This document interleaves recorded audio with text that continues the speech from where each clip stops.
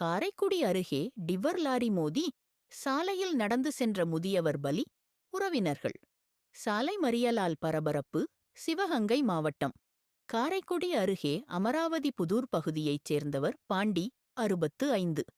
இவர் சங்கரபதி முனீஸ்வர் கோவிலில் பூசாரியாக பணியாற்றி வரும் பாண்டி கோவிலுக்கு இன்று காலை நடந்து சென்றபோது டிப்பர் லாரி மோதிய விபத்தில் உடல் நசுங்கி பலியானார். டிப்பர் லாரி ஓட்டுநர் தப்பி ஓடி தலைமறைவாகி உள்ள நிலையில் விபத்து சம்பவம் திட்டமிட்ட சதி என கூறி உறவினர்கள் கிராமத்தினர் சாலை மறியல் செய்தனர். இதனால் காரைக்குடி தேவக்கோட்டை தேசிய நெடுஞ்சாலையில் போக்குவரத்து பாதிப்பு ஏற்பட்டது.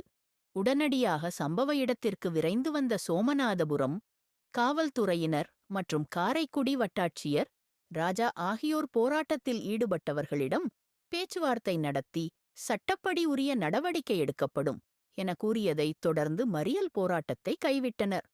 முதியவர் பாண்டியுடலை காரைக்குடி மாவட்ட அரசு மருத்துவமனைக்கு பிரேத பரிசோதனைக்கு அனுப்பி வைத்த சோமநாதபுரம் போலீசார் விபத்து சம்பவம் குறித்து வழக்கு பதிவு செய்து தப்பி ஓடிய டிரைவரை தேடி வருகின்றனர்.